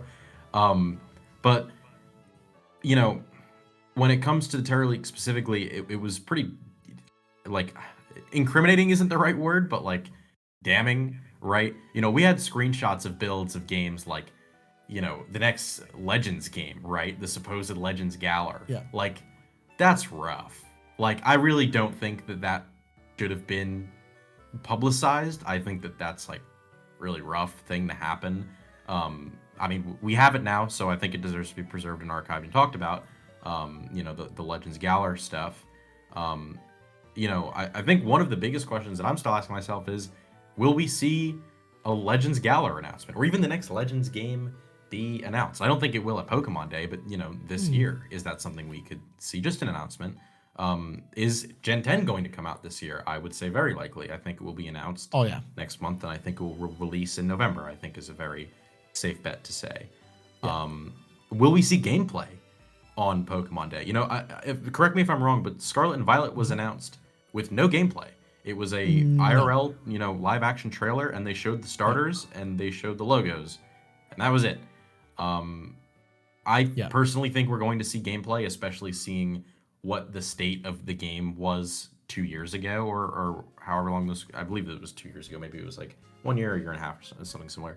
You know, there's been this comparison going around of what Scarlet and Violet looked like 8 months before reveal, and it was a wreck. You know, it was no wonder that they couldn't reveal Scarlet and Violet gameplay because the game looked like a wreck. And then we see what Gen 10 Wind Wave looked like 20 months before the supposed reveal right next month. Yeah. And it looks better than Scarlet Violet did 8 months before reveal. That's over double, right? That's an insane margin. I would imagine we would get gameplay. To kind of go full circle, I think it's almost certain we'll get a TCG set both in real life and TCG Pocket. I think that's a very safe bet. I think both of them would be an anniversary. I think it would be a little silly if it's almost guaranteed. I would put so much money that the next IRL set for TCG is going to be a 151-esque anniversary thing. There was some stuff about Ruby and Sapphire stuff, which don't even get me started if that ends up what is happening. But I would probably say another 151-esque set, another 25th anniversary set, 20th anniversary set. They all do the same damn thing every goddamn time. We know what it's going to be at this point. TCG Pocket could be anything, really. I feel like they kind of blew their 30th anniversary, what they would have done with these megas. That seems like it would be a significantly easier thing to do for the 20th anniversary, or the 30th rather. So what could it be? It could be anything. It could be another celebration set, like that EX pack. They could close out Paldea with a Paldea pack. They could coincide with the IRL stuff and do Ruby and Sapphire stuff. Like that could really go anywhere. I think Champions will be shown, probably, maybe. This is a lot of speculation. I wouldn't say this is necessarily like leaks. I think Champions would probably get a trailer. Procopia too.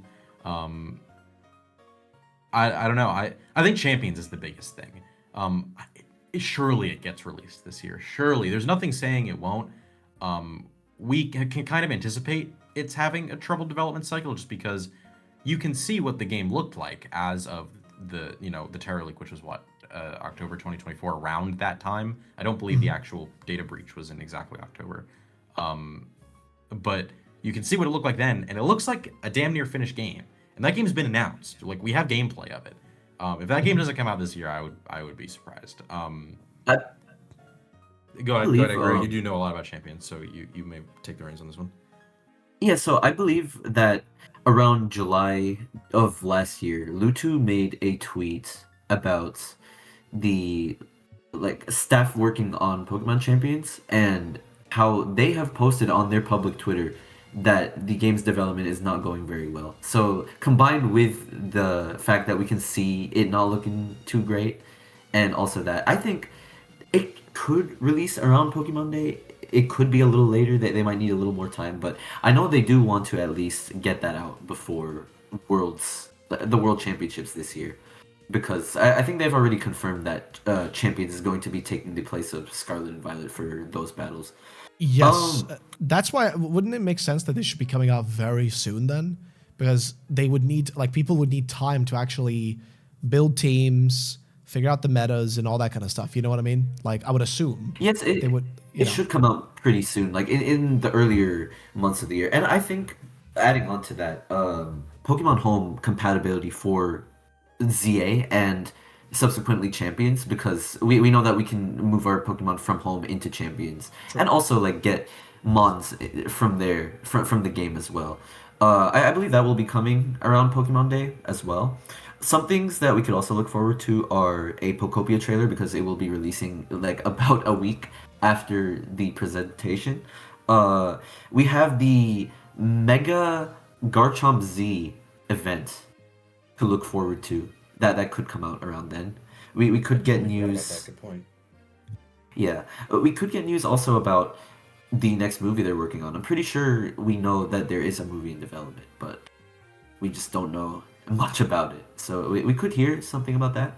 And obviously, you know how they like to start these anniversary presentations. They start with the recap, they have a video showcasing all of the previous years of Pokemon, and then they go into their mobile games. Like Red Dog was saying, TCG, they could have a Pokemon Go event, Pokemon Masters, Pokemon Cafe, even Pokemon Friends, the one that just released. Yeah. And one thing I would like to ask you guys about, what potential spin-offs would you guys like to see or think could happen for Pokemon Day? See, Jeez, see when I don't know.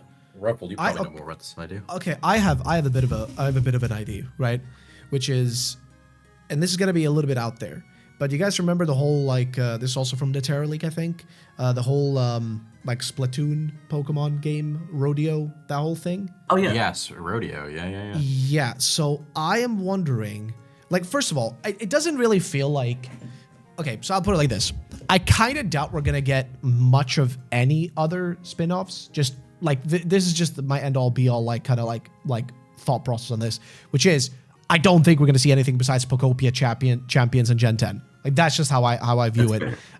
In terms of new stuff, obviously, right? In terms of like actually new games this year, not counting, you know, like you said, the TCG Pocket getting an update, a new TCG set. You know, like it's definitely going to be a 30th year collection again. You know what I mean? Because that shit sold like butter back in like, damn, what was it now? Like 2021, right? Like when the collection set came out. I think that was 2021. But like, again, it's like collection sets, that's not really crazy. They're going to do something like that. But in terms of actually new games, because we have Pokopia, because we have Champions, because we have Gen 10, these are three things that are pretty much guaranteed, right? I feel like adding anything more to that would really sort of be like pushing it, at least for this year, okay? Because those three things are coming this year. But maybe there is a chance they could announce something like Project Rodeo, some kind of game that's sort of something different, you know what I mean? Something that's completely different than what we know of. Because like, I think wasn't Champions born out of a different project as well, somewhat? Like, wasn't Champions like literally born out of like an existing kind of project they were working on that got scrapped, and then they used the kind of remainder of that, and then Champions kind of became a thing, if I'm not mistaken. It's just like, again, like the plot is sort of all over the place for me on this. You might be referring to like Seed, that project. Maybe. I could be referring to that. I'm not sure. It's just the thing is, there's so many things. It's all kind of jumbled together at this point for me. But it is what it is, I guess. But okay, so the main thing I would say is this, right? Like, I think there may be some project which we cannot really predict. It's just something that's kind of like maybe not even done by Game Freak, probably potentially by like another studio, right? And something that was made maybe in a shorter amount of time. So in a time frame where it wouldn't have been part of any of the Terra League stuff. You know what I mean? Like something that's completely like maybe related to some like one of the projects, but it's like they only use like maybe the bones or the structure of an existing project, like a Project Rodeo or something like that, to build some other kind of game. Like something that's going to be multiplayer related, something like that. Something that can make them like, you know, sort of what's the word again? Like what's it called again? Like live service type game. You know what I mean? Because they make so much money from those kinds of games. Like, even Unite still makes money. Pokemon Go is still, like, a massive money maker, without a doubt. And just adding more to that. Like, I don't know if you guys have seen it, but I've seen people literally spending money on Pokemon Sleep, okay? Pokemon Sleep, mind you. Like, that's insane. But people are spending money on it. So I feel like they might do another live service type game, but a game that's going to be like something we cannot really predict it. It's just going to be something that's a little bit like out there in terms of concept, in terms of what it's like and all that kind of stuff. That's sort of what I'm expecting. Like some sort of almost like, I don't know, like a hero shooter type game, but for Pokemon. Like imagine Marvel Rivals, but it's Pokemon. That's essentially what I'm thinking. Like we might see something like that announced, but not released. Because that's a similar thing they did with, and again, I don't know if you all remember this, but they did this exact same thing with Sword and Shield, where during Sword and Shield, the year Sword and Shield came out, they announced that they also had a project with who? NetEase. NetEase are the people behind Pokemon Unite. They announced during the year of Sword and Shield that they had a project in the works with NetEase. Of course, nobody had a clue what the hell that was until a little bit later, or like not a little bit later, but a year later, the year of when we got the DLC for Pokemon, what do you call it, for Pokemon Sword and Shield, so the Isle of Armor Crown Tundra, that year, which I think was 2020, I remember they did a presentation, like on Pokemon Day, they did a presents. They told us, hey, here's the DLC we're doing for, we're doing a DLC for Pokemon, because we all thought it was going to be Pokemon like, there's a whole meme, I don't know if you guys remember, there's a whole meme like Pokemon Gun version because of Sword and Shield. Everyone's like, oh, we're going to get Pokemon Gun, baby. But like everybody was expecting kind of a third version because this was the point before, you know, they had moved over to DLCs. But then they announced DLCs and everybody's like, okay, so we're getting DLCs now, which are replacing the third versions. But another thing they did during that presentation was they announced we're doing another presents in a few days. And that presents is going to be about that project that we announced the year before from NetEase. Which might have been the worst presentation of all time. That they've Yes, put out. everybody was so pissed, okay? Everybody was fuming at that because everybody was like, this is just League of Legends Pokemon, okay? Like, straight up. But I'm just saying, I have a feeling that if they do announce anything besides, you know, Gen 10, and of course, we already know about Pokopia and Champions, but like, besides those three new things, the only other thing might be some sort of announcement that doesn't actually come with anything with it, you know what I mean? There's not going to be any gameplay, no images, no nothing. It'll be the usual thing, right? It'll just be like you know, Ishihara standing there, like, you know, with the guy who always does the translation, like. And before we move on, I also want to invite a fellow friend to join us. This is Mr. So and So from So and So Company. Hello, everyone. My name is So and So from So and So Company. I would like to tell you that we are currently working on a Pokemon project for the Nintendo Switch 2 console and other devices. We hope you guys are very excited to see, you know, like, you know what I mean? Like, I'm expecting them to do something like that, like them to announce some kind of game from a different studio that they don't tell us jack shit about. And then when we do see it next year, it's going to be some sort of live service type game, you know, because let's think about it. Like, Pokemon is speedrunning, copying other franchises right now, okay? Like, can we just be real about this? They're literally speedrunning, copying other franchises. Okay, number one, they copied fucking Animal Crossing, okay? They literally did, they're doing, Pokopia is just Animal Crossing, okay? Unite is literally just League of Legends, okay? It's a MOBA. It's just straight up a MOBA with Pokemon, okay? Pokemon Go, let's say that's unique, whatever. But whatever, it's just a mobile game. Pokemon Sleep, I don't know what to say about that. That's just weird. Pokemon Masters, just any gacha game. Literally look at any existing gacha game. It's just a gacha game. There's nothing else to really say about it. My point is, they do love to yoink concepts from other stuff. And if they're willing to, like, literally make Pokemon Animal Crossing and Pokemon League of Legends, what stops them from making Pokemon Marvel Rivals or Pokemon, I don't know, MMO, something like that? Like, I'm kind of, like I said, I'm not expecting to see anything else besides the three main things, you know, Pokopia, Champions, and Gen 10. I'm not expecting anything to be revealed like physical, visual stuff that we can actually see, right? But I am expecting like some employee and or CEO from some company, whether it be Bandai, whether it be, you know, whatever else, to just show up on the screen and be like, yes, you know, thank you, Mr. Ishihara. We'd like to announce that we are currently hard at work on a new Pokemon project over at, you know, Bandai Studios. We're excited to reveal this as soon as possible to you guys. But in the meantime, please check out our other projects like Pokopia, which is coming out very, very soon. We hope you'll enjoy our future Pokemon collaborations or whatever. Like, that's kind of how I'm expecting things to turn out, because I'm not expecting us, like, Mystery Dungeon could happen, maybe. Because if I'm not mistaken, isn't that like Spike Chunsoft? Don't they make? Yeah, that was. Yeah. That was the game I was also thinking about, because Pokopia does come out like just a week after the presentation, so they could have something in the works. Like, keep in mind, we haven't really had a spin-off game since the new Pokemon Snap, because that was 5 years ago. They might be cooking a few. You know what it is? I kind of doubt that they're working on a Mystery Dungeon game, because I don't know how big Spike Chun is, like in terms of size, but what I do know is that Spike Chun is currently, like, this year they're releasing Danganronpa 2x2. Which is like their right. Next upcoming game. So I'm wondering, would they have had time to be working? Because again, they're a smaller studio, Spike Chunsoft. They're not like massive or anything. Like, you know, I'm kind of wondering, would they have had time to develop, you know, Danganronpa 2x2 and also develop, you know, a Mystery Dungeon game? That's the only thing that, because I'm like, it makes me wonder, like, does it make like any sense? Because I'm looking at like their upcoming games right now, and the only upcoming game they have from Spike Chunsoft is Danganronpa 2x2, but I don't know how large their studio is. Like, I don't know how many people actually like, work there. Is Mystery Dungeon co-developed by them and Pokemon, or is it just solely developed by them? I think I'll actually look it up, but I think it's mostly them, though. To be honest, they have to be fair, they have 260 employees, so it's not like they're tiny or anything. Actually, is that more than Game Freak? Am I crazy, or is that more employees than Game Freak? That actually might be more. I can look that up. Bloody hell.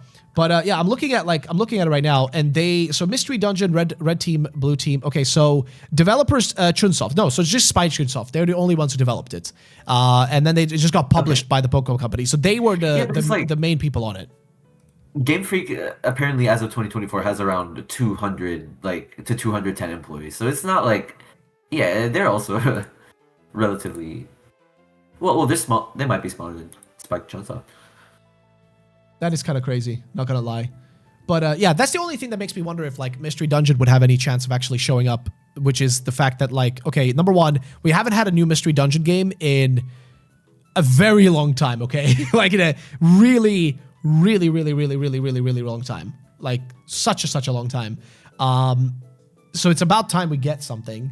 Like, actually, when was the last Mystery Dungeon game? Wasn't that like... It was 2020 for the remake, but like for an actual game, that was Super Mystery Dungeon, which came out, was that like 10 years ago at this point? Yeah, Probably I think so. Let me see. 11 years ago. I'm trying to look. Yeah, damn, it's been a while, dude. But like, that's the thing. Like, it's been a while since they did really anything, right? So it's about time. And I'm looking at like their usual release schedule, like how often they release stuff. And like in 2025, they did release quite a few games, right? They released like Never 7, Ever 17, No Sleep for Kaname. Again, it's like they do make a lot of these like visual novel type games, so they are able to churn those out relatively quickly. But this year so far, the only game that they have announced is Danganronpa 2x2. But then again, that game is being made in collaboration with Tokyo Games, which is I think that's a studio that was literally made by the guy who made Danganronpa, like that's a studio that was made by the guy who literally like was the writer and or like not designer, sorry, what's the word I'm looking for? The producer, right, behind the Danganronpa games, because he went away and made his own studio, and now he's back co-developing the next Danganronpa game with Spike Chun, which is really like, it's a bit odd, but that game does have like 3 different studios involved, so that does, I guess, leave the possibility that they could maybe like release, you know, like a maybe a Mystery Dungeon game, because I mean, I don't know how like successful Mystery Dungeon games are in comparison to every other like side game that exists, right? Because I'm pretty sure like they make more money from Pokemon Sleep than a single release of a Mystery Dungeon game, which is really sad to say, but it's just like the reality of microtransactions is that they make more money across the board, you know? They have fully transitioned to mobile over the years, and it does suck to see, Yeah. but seeing games like Pokopia still come out gives me hope. Definitely seeing that Poke Park logo for that Kanto kind of theme park thing hurt my soul a little bit, because that's the one thing I've been hoping for all this time, a Poke Park 3, but we'll see if that ever ends up happening.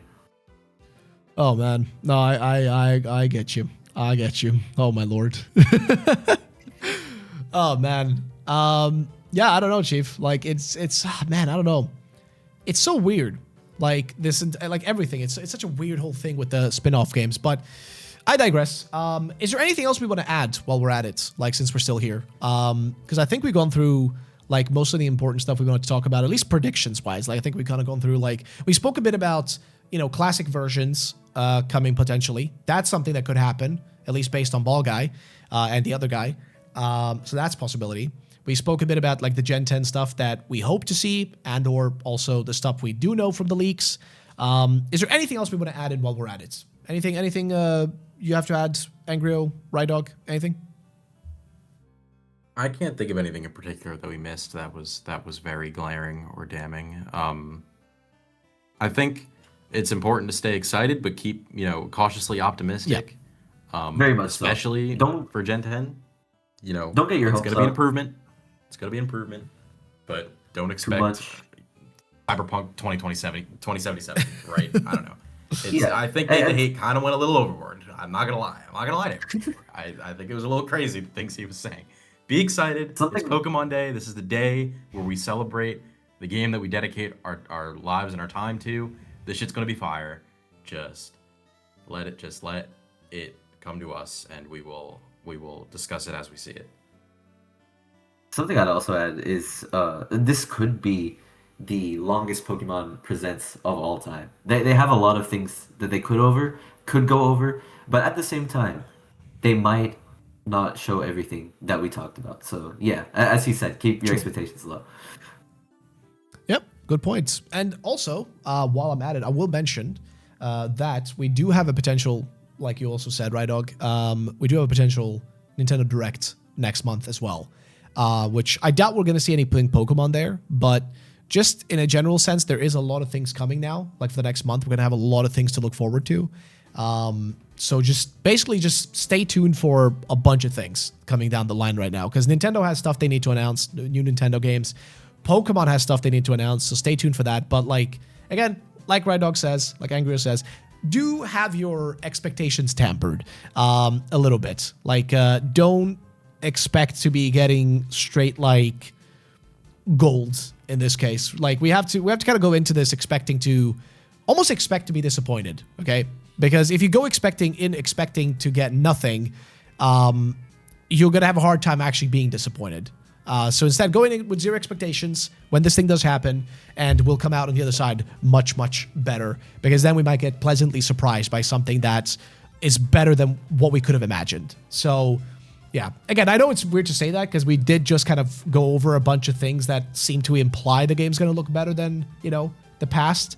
But at the same time, a lot of the leaks, especially a lot of the wording from Ball Guy, seems to imply, and like I've looked over a bunch of these tweets, but a lot of it seems to imply like the idea of like, hey, there's gonna be, you know, there's gonna be some improvements, but like it's just Scarlet and Violet, but with better graphics, right?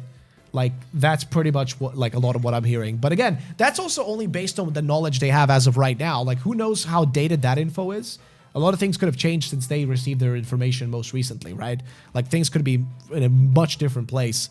Or they have sources who are telling them literally like the play-by-play of how things are going with this game. So who knows? We're going to have to kind of wait and see. But I'm going to be pretty much ending it there because we've been going for almost 2 hours, by the way, which is crazy. So yeah, ladies and gentlemen, that is it. If you guys did enjoy it, this format of video, like much longer, almost like well, it is kind of a podcast, isn't it? If you enjoy this, let me know. If you want to see more of this, exactly a video, this format, we could maybe, again, if you guys enjoy this, if I see the, let's say the numbers, if the money's there, then yeah, we could do this more often. If you two, of course, want to join in, we could literally turn this into like a little, like weekly or monthly little podcast thing that we do, where we just hop on and talk about the most recent things, talk about our predictions and stuff like that. Could be fun to do. I wouldn't mind. It could be something enjoyable. So yeah, ladies and gentlemen, let me know if you want to see more of this by dropping a like down below and of course commenting if you want to see more of this. And again, Angrio, Rydog, thank you for staying up this late. It's like 2 or 3 a.m. for them, so they got to go to sleep. And I'll catch you all guys in the next one. But yeah, guys, say your goodbyes. Also promote if there's anything you want to promote, like social media or anything. I'll be linking everything down below. For sure. Thank you for having us, Ruffled. I got a Twitter. That's about it. Rydoggy_. Can't miss it. I just do whatever I feel like. Data mining, programming stuff, Pokemon, anything, whatever. Mostly Pokemon. Yep. And Angrio, where can I find you? Yeah, I got a YouTube channel. I'd be posting game music and stuff, but I do want to branch out. So if you want stuff to be there, I'll try to upload the Wind and Wave soundtrack as soon as it comes out, because that's not going to be easily data mineable. So I'm going to be on that. Don't remind me. Oh, yeah. And yeah, shout out to Grubbin. He's my favorite Pokemon. Oh, Grubbin's fantastic Pokemon. Just make sure you clean him up. Just make sure you scrub the ground. Yeah, for sure. A little bit. Goddamn. All right, fellas. Thank you for joining me, guys. Thank you for watching this very long video, and we will be seeing you guys in the next one. So have a great day. Peace out. Bye-bye, ladies and gentlemen.